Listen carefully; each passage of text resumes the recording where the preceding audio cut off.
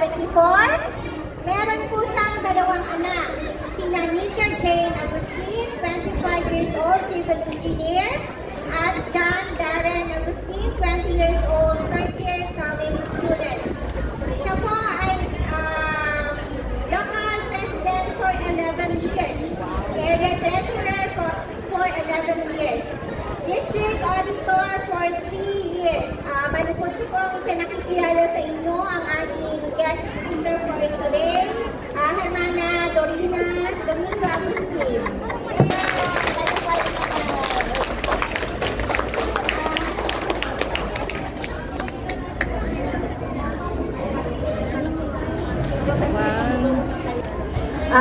Hello po, upo po tayong lahat.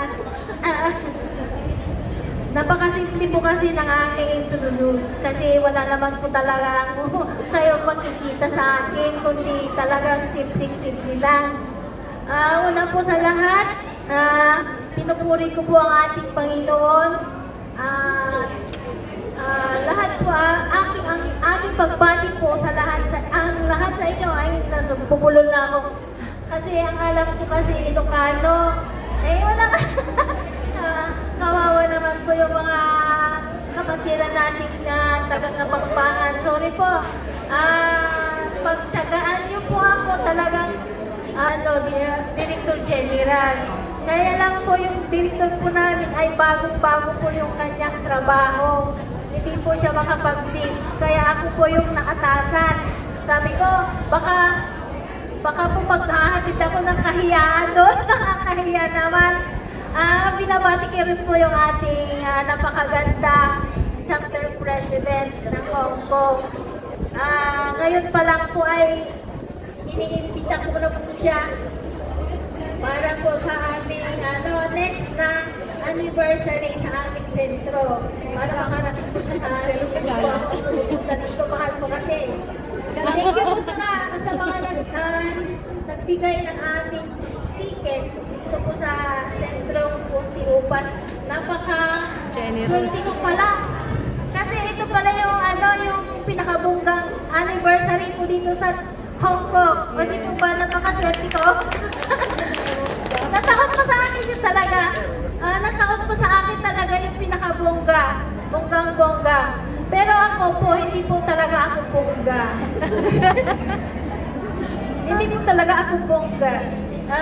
Sa amin po, sa district namin, ako po yung lagi po pinagtatampulan ng mga tokso kasi ang sa akin kasi tiyan talaga ako pala salita sa harap. Yun po talaga yung kaya pala. Kuwan ko. Lagi po ako nakikinig kasi observer po ako. Talagang narinig ko po lahat yung mga sinabi ng mga nagsalita dito sa harap. Na-pick up po lahat.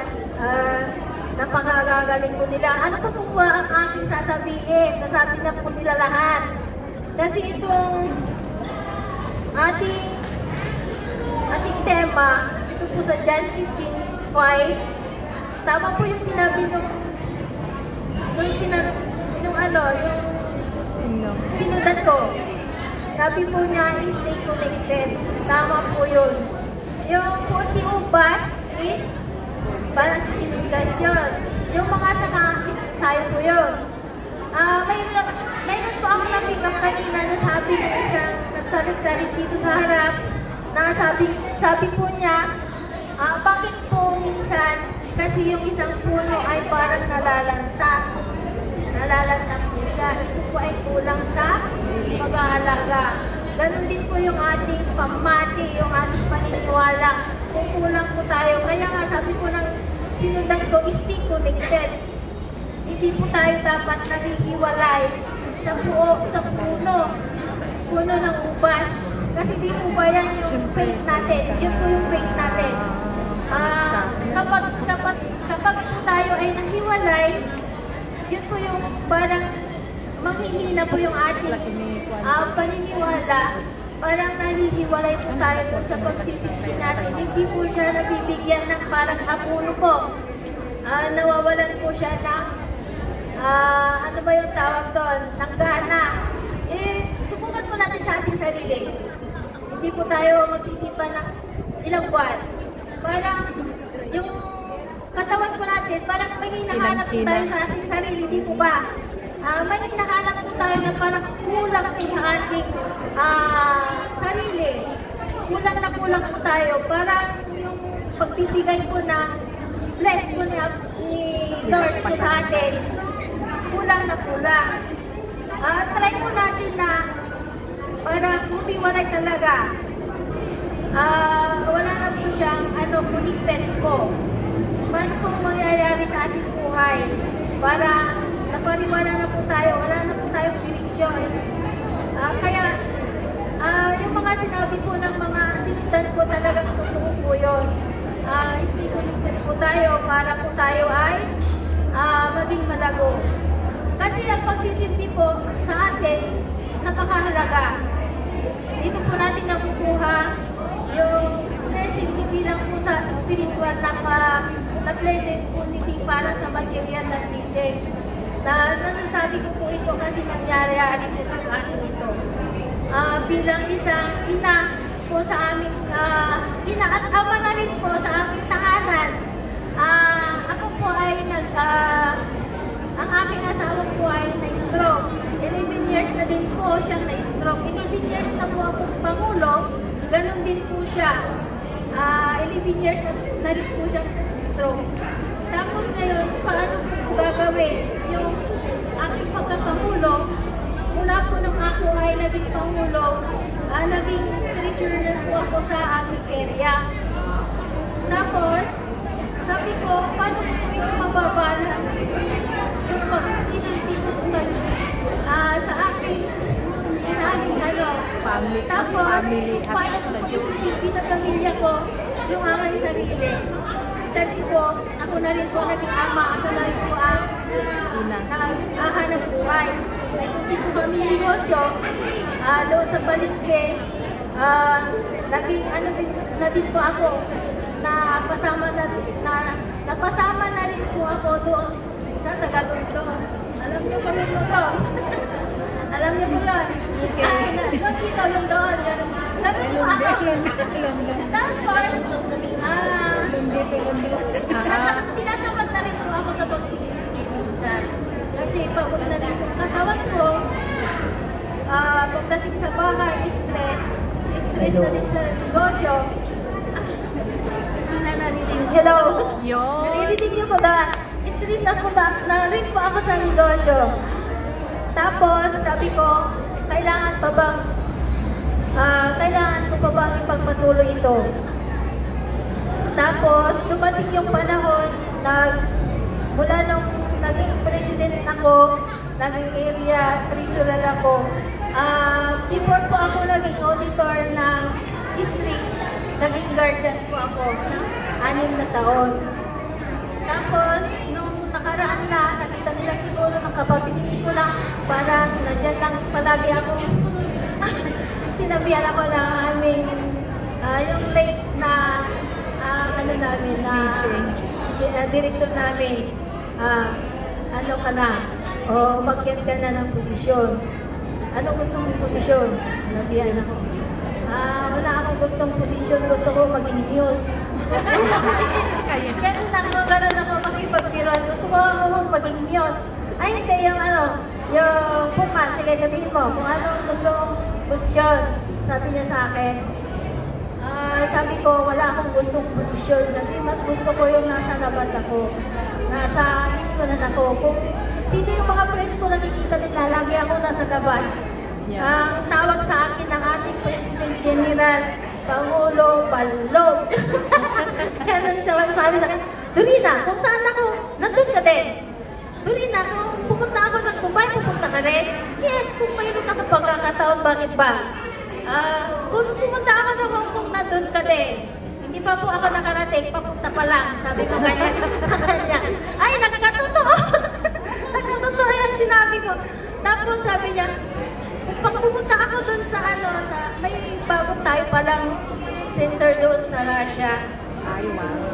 Sabi niya, pag pumunta ako ng Russia, papunta ka din. Okay, pagkakataon, bakit?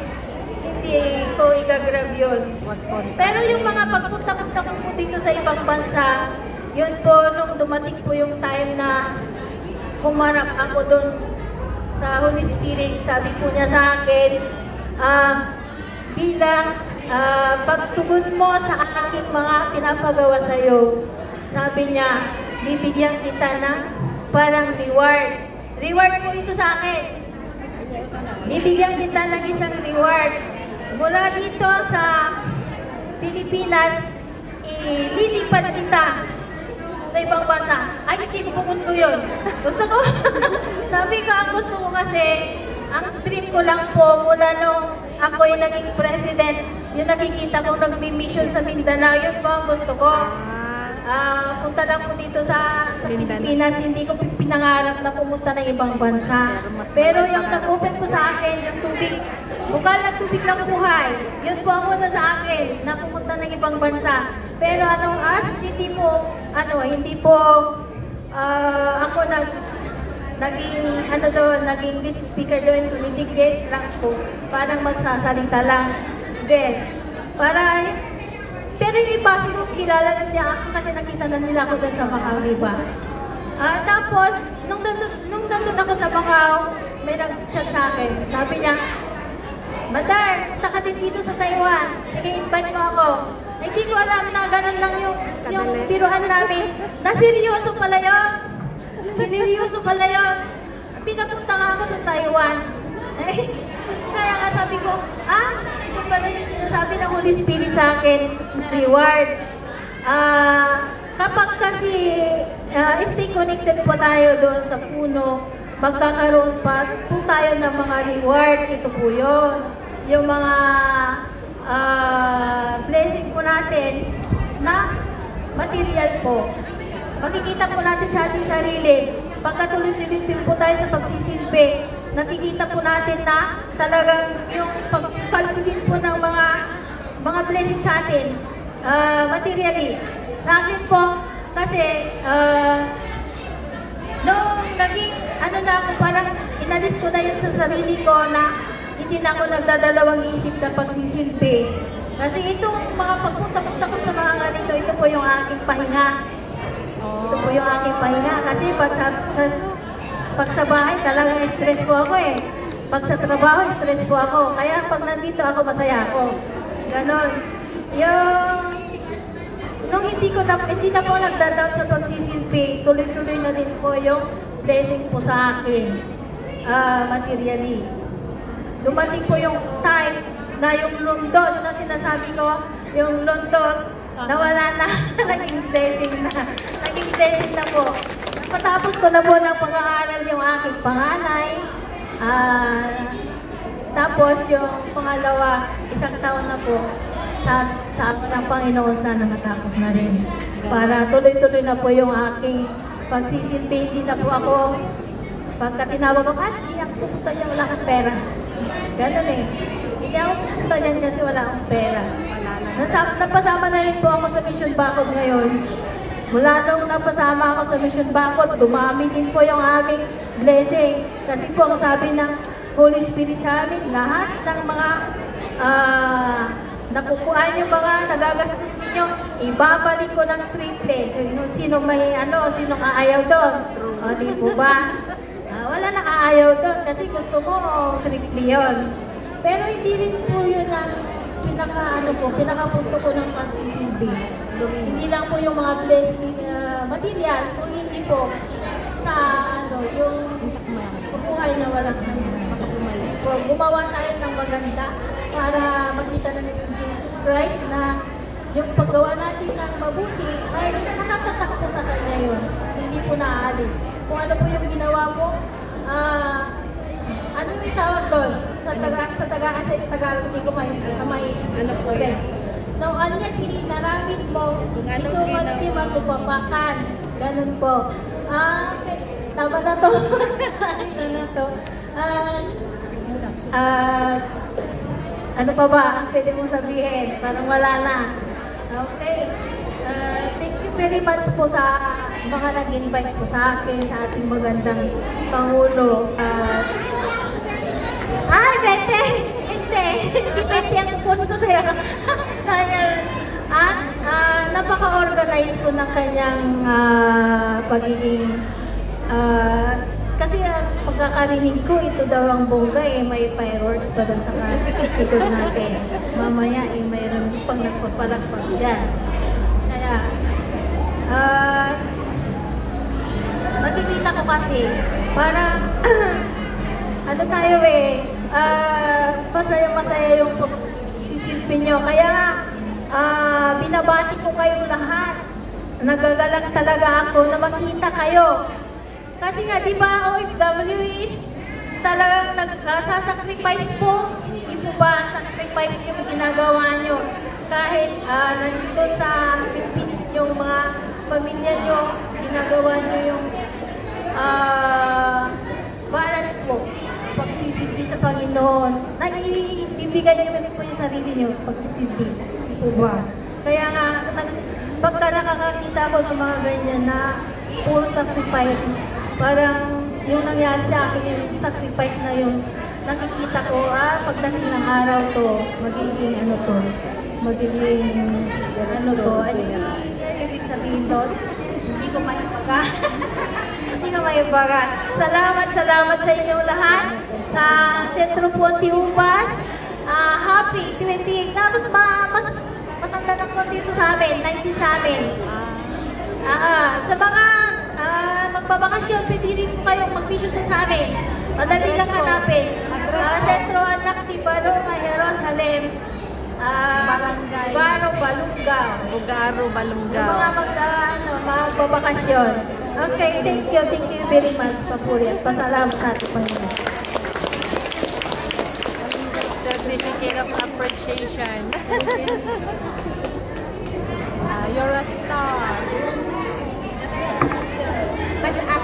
Babasahin ko mga kapatid. This plaque of appreciation is hereby awarded to Hermana Dorina de Agustin in grateful recognition and appreciation for sharing her valuable time and effort as the guest speaker in the 20th founding anniversary of Central America with the theme I am the vine, you are the branches.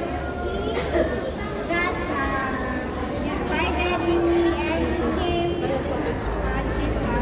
same interest. Fourth month. Awal sound na ni Mike. Fourth is our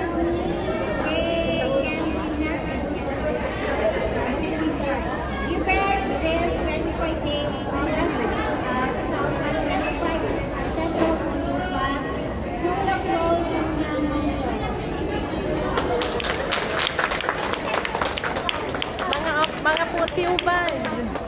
Officers.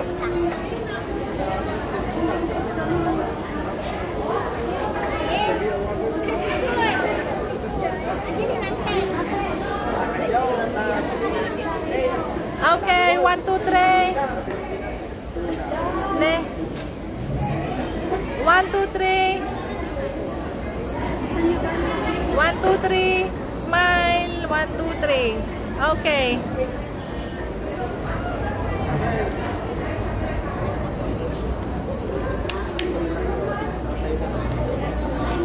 Susunod na po ang ating inspirational message galing sa ating chapter president, Hermana Ismael. Tapos na po yung ebanghelyo, kaya hindi na rin ako mag-ebanghelyo. Kasi nakikita ko sa Hermana, ito yung bunga kung paano inalis ng ating Panginoon yung mga sanga na hindi namunga. Nang sa gayon, mabigyan ng lalong mamunga yung puno ng ubas. So, nabigyan ng it's all God's will na nangyari ang mga bagay na hindi natin naintindihan nung una para mabigyan ng pagkakataon ng ating kapatid na Lenny. So, nakikita ninyo ngayon yung kung paano niya inorganize ang buong ubas. Nakikita na natin kung paano sila nagkakaisa, agmay-maysada, there is unity and cooperation through her leadership na kabsat. So dahil ang anniversary yung ito rin yung unang pagkakataon na kita yung original na pinanggalingan si care of si Hermana Miriam Baldonado. Si Hermana Miriam Baldonado, unang ang caretaker ng La Consagracion Divina, ang unang umalis doon, itong grupong ito. Pangalawa, ang Fenwick Group. Ngayon sa araw na ito, tatlo ay nagkakaisa. So, palakpakan po natin yung mga anak ng Consagracion Divina. Ang sabi nga, bawat proseso na ginagawa ng ating Panginoon sa una ay masakit, pero sa kalaunan, pag naintindihan natin ang kanyang purpose, napakaganda mga kapatid ko. At meron pa rin araw, darating, in God's perfect time, darating talaga yung araw na yung dating magkakasama ay muling pagsamasamahin sa araw na ito. So, ito lang ang masasabi ko mga kapatid. Sorry, half day lang sana ako kasi may big party si Madam. Ang gusto ko ay, hindi tayo magkakakilos without God in our life. Isa pang i-share ko mga kapatid. Kung sabi kasi ng banal kanina, kilalanin ninyo ang inyong mga sarili. Bantayan ninyo ang inyong mga sarili. So itong araw na ito, hindi ito yung totoong tayo. Ang totoong tayo, kung paano tayo mag-create ng magandang atmosphere sa mga taong we don't need to be impressed. Kasi ngayon, kaya natin maging mabait, kaya natin maging mabuti, pero tignan natin ang ating sarili kung paano tayo nakikipagrelasyon sa ating kapamilya, sa inyong mga kabiyak, sa inyong mga anak, kapatid, nanay, tatay, kung kayo ba'y mabait o mabuti, that is the real you. Yan yung totoong tayo mga kapatid, yung tayo ay maging mabuti at mabait sa ating sa mga tao, hindi na natin kinakailangan magpa-impress. Yun yung totoong pagkatao natin, hindi yung araw na ito. Kahit kilalanin natin ang sarili, kung mabait tayo sa ating mismong pamilya, 100%, yun ang totoong tayo. Pero kung mabait tayo sa labas at masyado tayong tirador o masungit o naungat, tinuan niya, kadagiti kapamilya tayo, yun yung totoo rin pagkatao natin, mga kapatid. So, bawat isa, suriin natin mabuti ang ating mga sarili, mga kapatid ko, kung tayo nga ba ay totoong mabuting alagad ng ating Panginoon. And for the second time, ang aming mga roommates, the best memories, si Hermana Dorina at si Hermana, sila yung naka-roommate namin sa Macau during the first anniversary of Macau 3. At napakasarap na lagipin niya, lagipin nga memories na pinabasong kami no sigo tinagurok, tinagkisa. Dihan nga gururok, iso napabasong siya. Bagada ng hermanes, para gururok naman nita, hanga gururok, very small pituro. So that's it mga kamsat, happy birthday. Ubas, keep up. Ito na yung bunga ng kasipagan ninyo, you see. May itiin na, mamimpin sa mga bagbag ka, tunpiman, nagtipiyot na. Isa nga, nakikita natin kung gaano siya kasipag, kabait, at kung paano niya inaalagaan ang kanyang mga sisiw. So, anyway, it's not about the quantity, but it's all about the quality. Hindi padamihan ng members, kundi ito ay magkaroon tayo, nagdakong ko sa spermana. Magkaroon tayo ng mga espiritual na biyaya, maging bunga ng mga magagandang gawa sa ating lahat. Hermano, handa ka nga makadwa, o kaya't kukumana, agamit ako talaga before 2 o'clock. Hantay pagpanawan nila kagkagoon kayo na. Tayong isiapo, itakin sa inyo na yung gawaling gana. God bless us all. Muna tawad ko.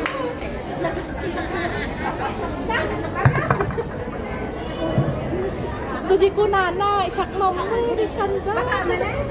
Ano? Nangnig na dago.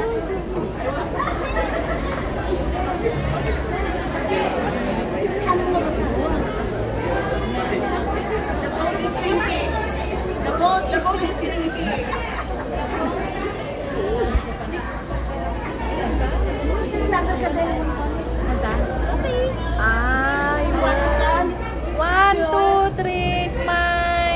Dapay ni Irmana. Pasok! Thank you very much. Unti po pas. 2, 3. Tapos tag-smile din. Makulit palakpakan na kasi.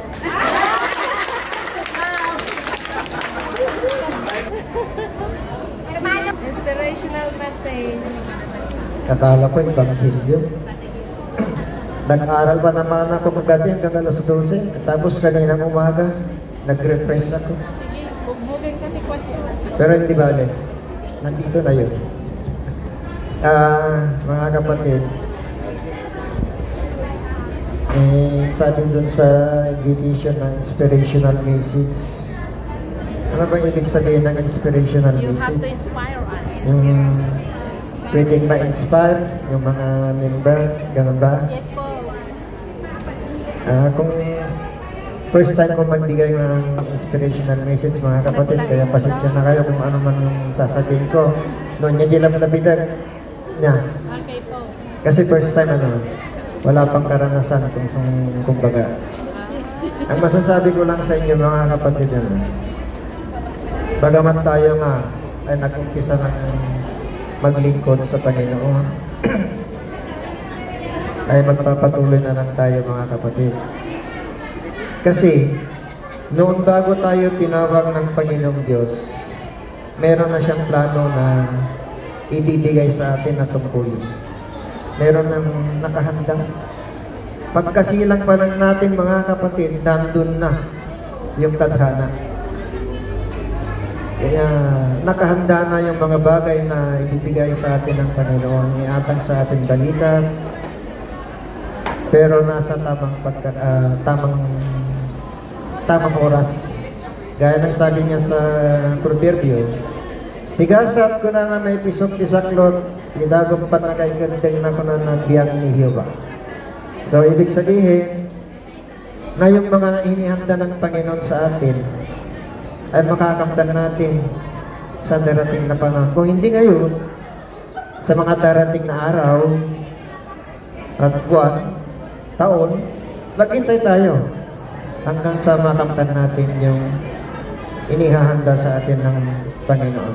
Kaya po, mga kapatid, huwag na magbigay ng halimbawa, ako na lang. Nung bago ako naging spiritista, mga kapatid, dati naman akong pumapasok sa simbahan. Kasi ang lulo ko, tatay ko, pareho silang devosyonado. Linggo-linggo silang pupunta sa simbahan. Pag nakita akong nagtrabaho sa araw ng linggo, magagalit yung lulo ko. Sabi niya, mamaya ka na magtrabaho pagkatapos ng pananghalian. Ganon din ang tatay ko. Pero nung 18 years old siguro ako, sumasama na rin ako sa kanila sa simbahan. Pero pagdating ko ng age 23 ba ang naging spiritista ako. 1983 kasi yun. Doon na ang sinabi ng tatay ko, bakit pumasok ka bilang spiritista? Hindi ako sumagot. Pero siya rin ang sumagot sa tanong niya. Dahil devosyonado siya. Sabi niya, kung doon mo makikita ang katotohanan, doon ka. Yun ang sinabi sa akin ng tatay ko. Pero yung lolo ko ayaw niya. Dahil gusto niya, sama-sama kami doon sa simbahan na pinapasukan nila. Kaya, noong panahon yun, hindi ko pa alam kung ano yung tungkulin na iniatang sa akin ng Panginoon. Kahit ang ginawa ko noon, mapasok ako sa sentro, Sabado ng gabi lang ako pumapasok. Kasi sa linggo ng umaga, magkikita ko ng mga kaibigan ko. Sabi, andyan na si Pastor. Sabi, kasi mga kaibigan ko, purong mga palabirong mga yun. Kaya, Sabado ng gabi lang ako nagsisimba noon. Pero nung masanay na ako, yung aral ay pumasok na dito sa puso ko. Hindi na ako nahihiya. lahat ng mga bagay na ipagawa sa akin noon ng Espiritu, tama ako ng tama, pero kung minsan, hindi ko ginagawa. Kaya anong ginawa niya? Binigyan niya ako ng sakit. Nagkasakit ako. Hindi ko alam kung anong sakit yun. Dahil pa-doktor naman ako, sabi naman ng doktor, wala, normal. Pero may nararamdaman ako dito sa katawan ko na masakit. Ilang beses na ako nagpa-doktor, ganun pa rin.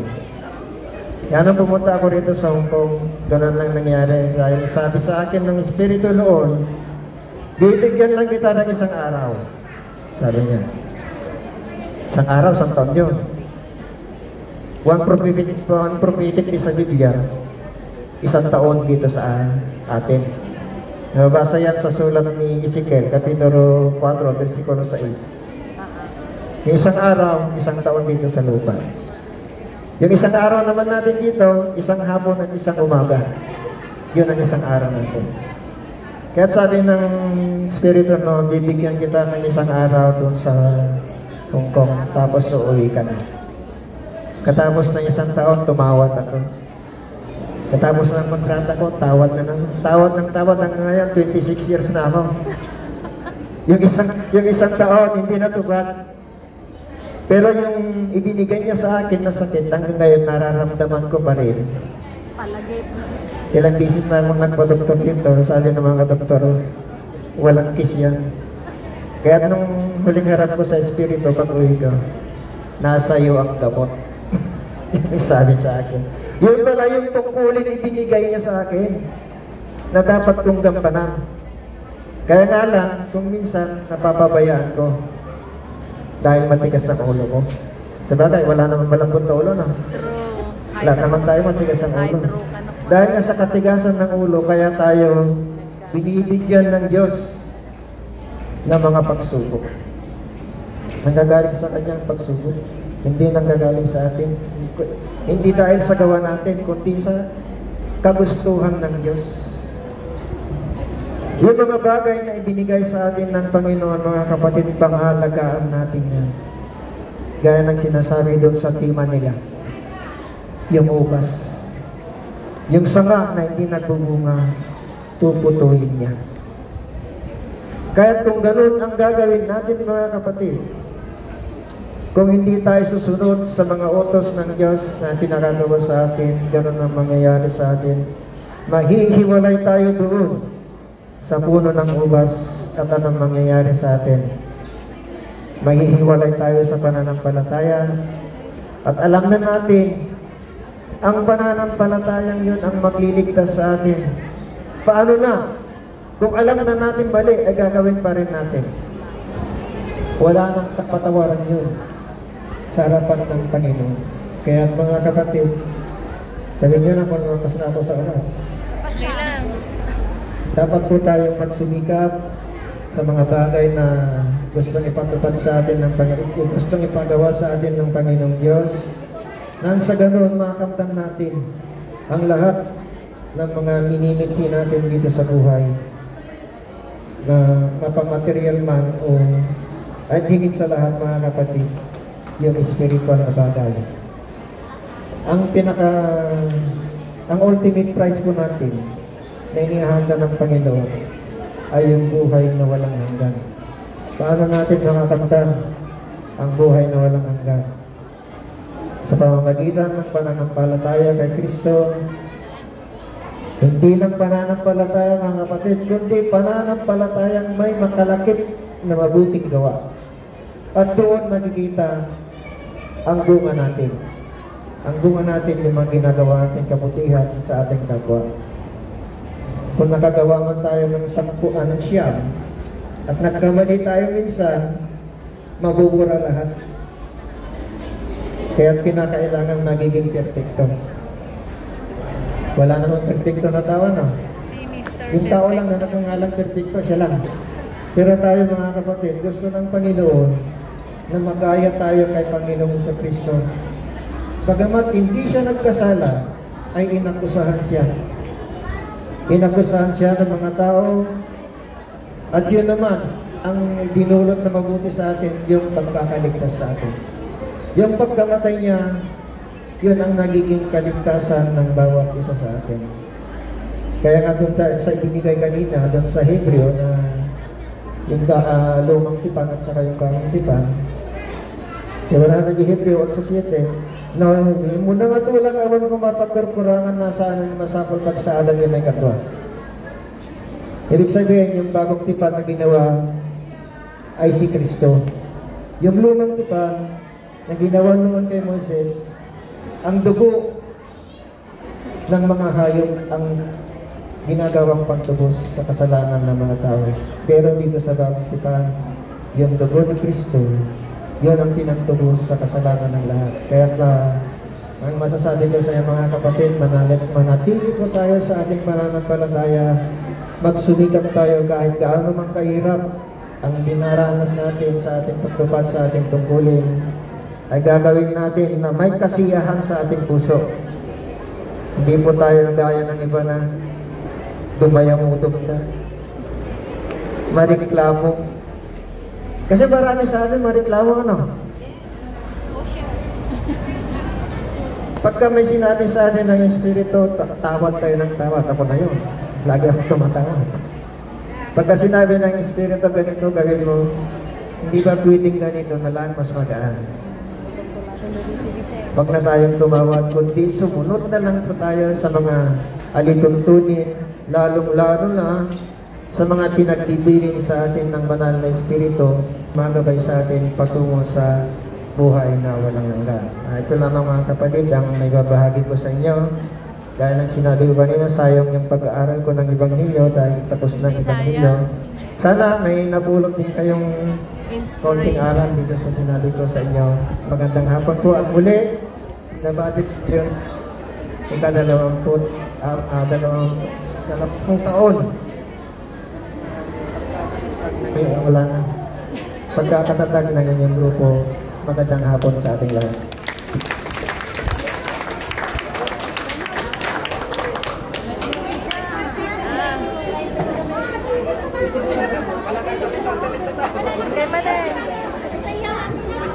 Apa pag-award na tagsao? 1. Okay, 1, 2, 3. 1, 2, 3. Makina.